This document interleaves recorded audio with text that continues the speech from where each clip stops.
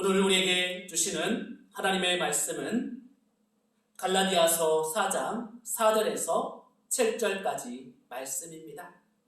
때가 참에 하나님이 그 아들을 보내사 여자에게서 나게 하시고 율법 아래에 나게 하신 것은 율법 아래에 있는 자들을 속량하시고 우리로 우리의 명분을 얻게 하려 하심이라.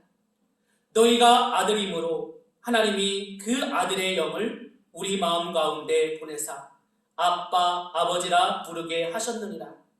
그러므로 내가 이후로는 종이 아니요 아들이니 아들이면 하나님으로 말미암아 유업을 받을 자니라. 아멘. 할렐루야. 여러분 행복하십시오. 여러분 성령 충만하십시오. 오늘은 2020년 마지막 주일입니다.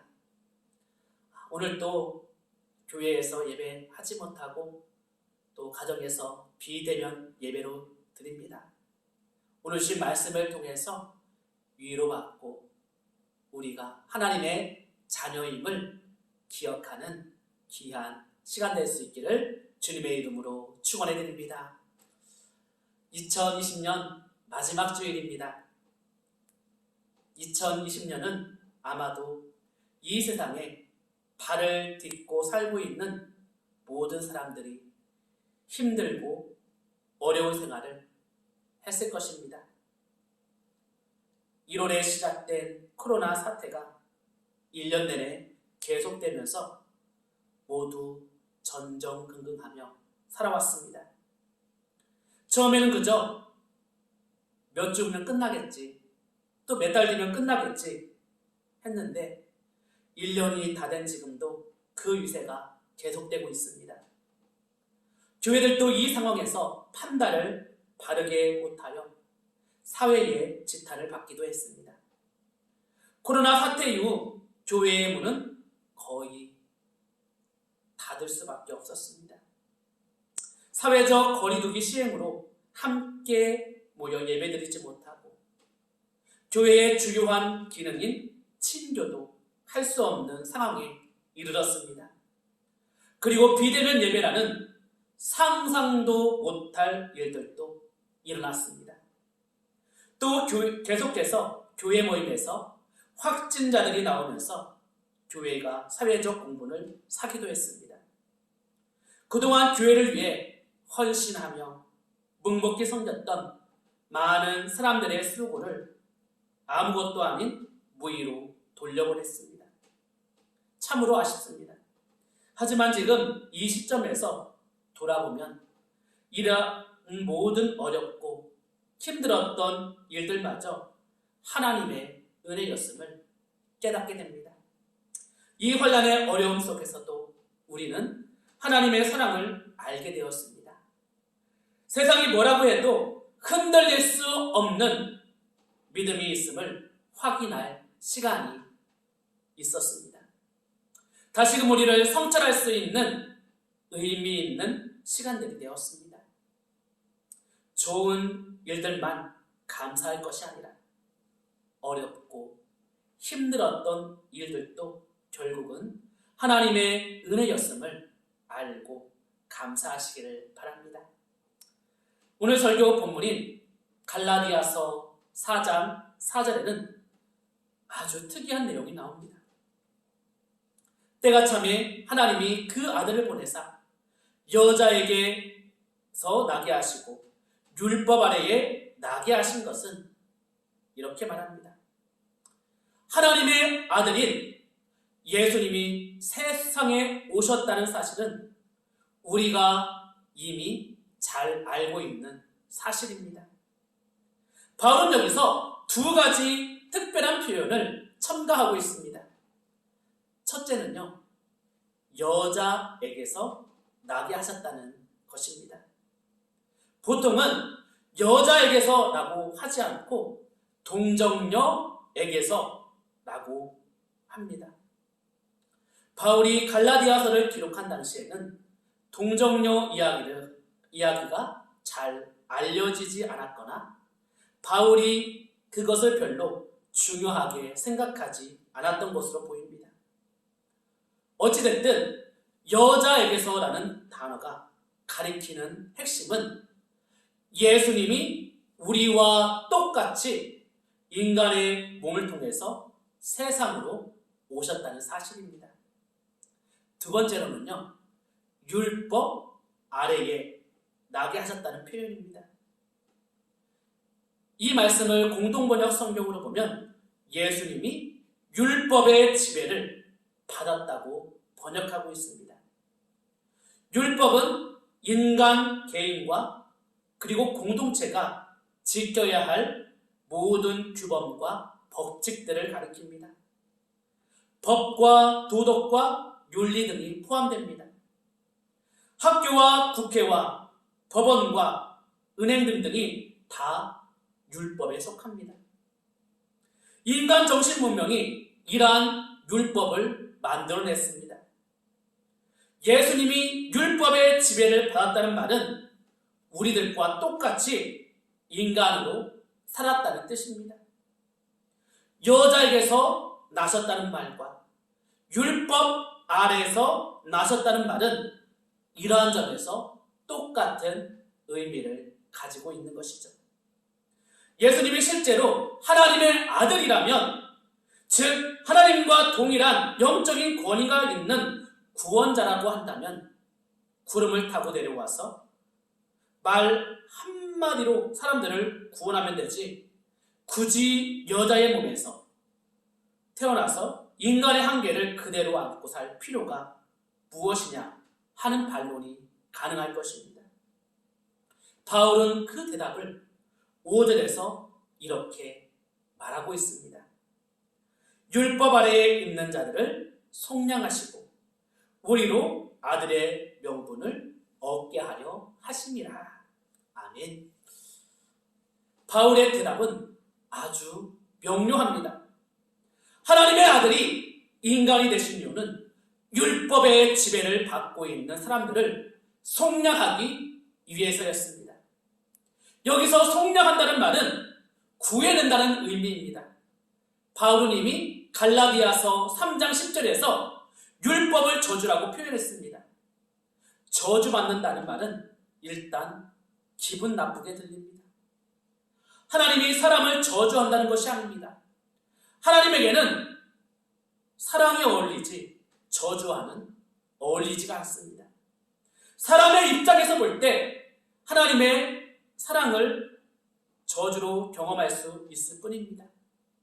절대적인 사랑과 삶의 능력을 모르면 그 사람은 저주받은 것이기 때문이죠. 율법이 왜 저주일까요? 유대인들은 오랜 역사 과정을 통해서 율법을 체계화했습니다. 출발은 모세가 시내산에서 십계명을 비롯한 율법을 만든 데서 출발을 합니다. 전문적으로 율법을 연구하고 지키려는 사람들도 많았습니다. 대표적으로 서기관과 바리새인들이었습니다. 그들이 보기에 예수님은 율법을 부정하는 인물로 보였습니다. 옳고 그름에 대한 이스라엘의 전통적인 가르침을 준수하지 않는 사람들로 보았습니다. 예수님은 그들을 가리켜 회칠한 무덤일과 같다고 비판하셨습니다. 겉만 깨끗해 보일 뿐 속은 썩은 냄새가 진동한다는 뜻이죠. 양쪽의 의견에 다 일리가 있죠. 율법이 맞는 건 아니지만 가정과 민족을 지켜내려면 율법은 반드시 필요한 것입니다. 그러한 율법의 근거에서 경건한 사람들은 세리와 죄인들을 멀리 해야 하고 안식일을 철저하게 지켜야 했습니다. 이 사실을 예수님은 모르지 않았습니다. 예수님이 율법의 필요성을 완전히 부정한 것은 아니죠. 문제는 당시의 율법 전문가들이 율법을 전가의 보도로 휘두르는 것이었습니다. 율법은 사람을 살리기 위한 수단인데도 불구하고 그것이 목적이 되어버렸던 것이죠. 예수님은 안식일을 위해서 사람이 있는 게 아니라 사람을 위해서 안식일이 있다고 선언하셨습니다. 율법의 지배를 받는 것이 저주라는 바울의 표현은 율법의 한계를 가리키는 것입니다. 율법으로는 구원받지 못한다는 것이 그 한계인 것입니다. 그래서 바울은 갈라디아서 4장 3절에서 이렇게 말하고 있습니다. 이와 같이 우리도 어렸을 때에 이 세상의 초등학문 아래에 있어서 종노릇 하였더니, 세상의 초등학문은 헬라 철학의 한파를 가리킵니다. 그것이 당시에는 신의 정신이었습니다. 유대인에게는 그것이 율법이었던 것이죠. 자신들의 운명을 점성술에 맡기거나 헬라 지혜에 맡기거나 유대의 율법에 맡기는 것을 바울은 세상의 초등학문에 종노릇하는 것이라고 보았던 것입니다. 종노릇은 자유를 잇는 것입니다. 21세기 온갖 화려한 것들에 우리는 종노릇하고 있습니다. 특히 현대인들이 스마트폰에 종노릇하고 있듯이 수많은 정보와 주장들이 우리를 자유하게 하는 것이 아니라 오히려 종노릇하게 만드는 것이죠. 율법의 저주로부터 구원받는 것을 바울은 아들의 명분을 얻는 것이라고 표현했습니다. 예수로 인해서 종의 신분에서 아들의 신분으로 변화되었다는 것입니다. 예수를 믿어도 겉으로는 달라지는 것이 없으니 자신이 아들이 되었는지 잘 모르겠다고 생각하는 분들도 있을 것입니다. 그래서 바울은 6절에서 이렇게 말합니다. 하나님이 아들의 영을 우리 마음에 보내시어 하나님을 아빠, 아버지라고 부르게 했다 라고 설명했습니다. 아들의 영을 받지 못한 사람은 자신이 아들이 되었다는 사실을 모르기에 하나님을 아빠, 아버지라고 부를 수가 없습니다. 아들의 영이 여기서 핵심인 것입니다. 아들의 영은 곧 예수 그리스도의 영을 가리킵니다. 아들의 영을 받았는지 아닌지를 여러분 자신에게 질문해 보시기 바랍니다. 영은 보이지 않기에 우리의 오감으로 확인할 수는 없습니다. 그러나 강한 힘으로 우리가 경험할 수 있습니다. 제자들과 초기 기독교인들은 예수를 통해서 하나님의 자녀만이 누릴 수 있는 기쁨과 평안을 전달받았습니다. 이것이 하나님이 아들의 영을 그들에게 보냈다는 뜻입니다. 그들은 이제 하나님을 아빠, 아버지라고 부르게 되었습니다. 하나님과의 관계가 전적으로 새로워졌습니다. 그래서 바울은 7절에서 이렇게 말하고 있습니다. 그러므로 내가 이후로는 종이 아니요 아들이니 아들이면 하나님으로 말미암아 유업을 받을 자니라. 아멘. 사랑하는 성도 여러분, 우리는 하나님의 아들이 되었습니다. 뉴턴은 아들이라는 표현을 피하고 자녀라고 번역했습니다. 그리고 공동번역도 자녀로 번역하고 있습니다. 제가 보기에도 아들보다는 자녀가 성경의 근본 가르침에 더 어울리는 단어로 보입니다.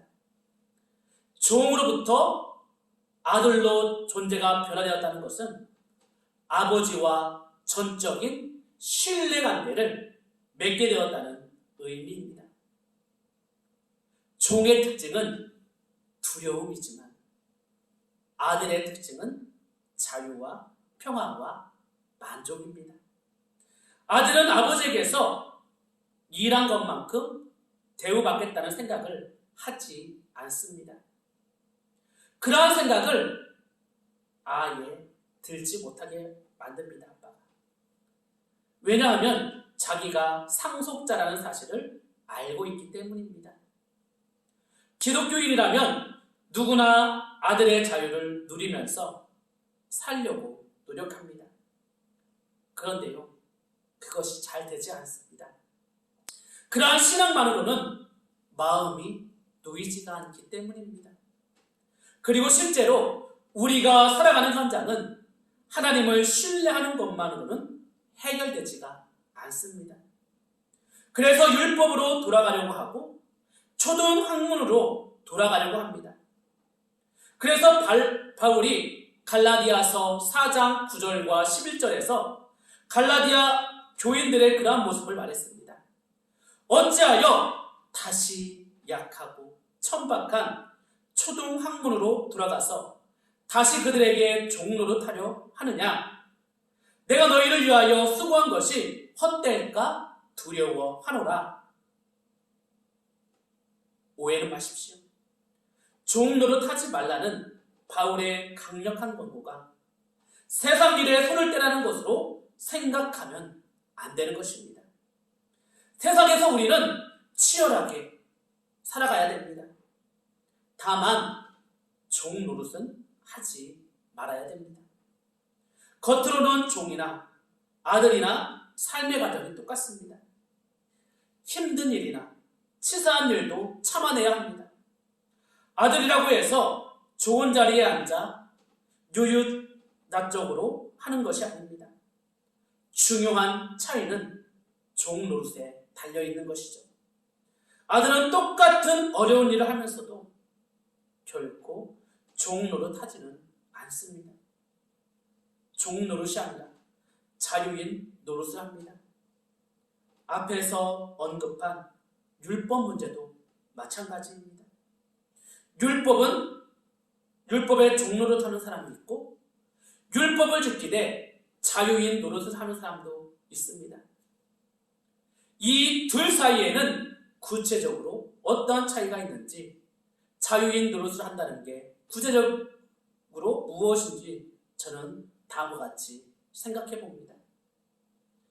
하나님의 아들이라는 사실을 영혼 깊이 인식하는 사람은 자기에게 일어날 일에 대해서 걱정하지 않는다는 것입니다. 무엇을 먹을까? 무엇을 마실까? 무엇을 입을까? 하는 염려를 하지 않습니다. 병에 걸리면 어쩌나 하는 염려를 하지 않습니다. 자식이 어려운 일을 당하면 어쩌나 하는 걱정에 묶이지 않습니다. 사랑하는 성도 여러분, 우리가 살아가고 있는 이 세상에서는 율법과 초등학문이 득세하고 있습니다.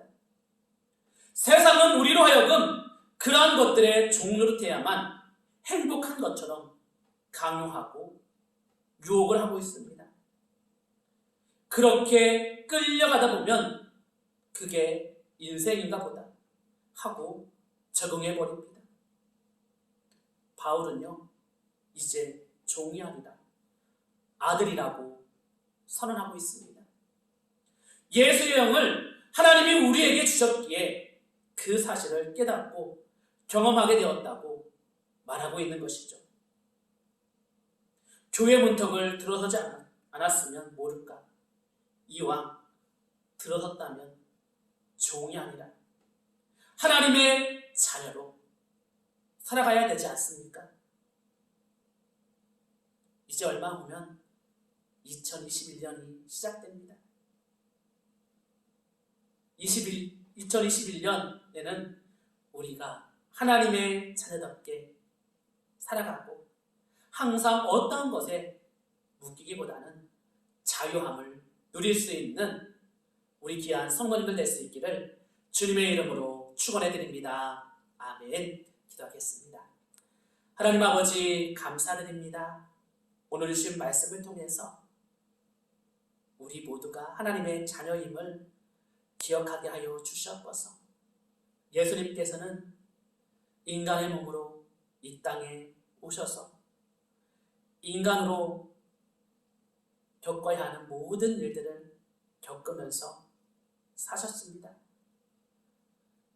그곳에서 힘들고 어려운 속에서도 승리하며 살았던 예수님을 기억하며 우리 또한 하나님의 자녀로서 그 특권을 누리며 살아갈 수 있는 우리 귀한 성도님들 될 수 있도록 주님 축복하여 주시옵소서.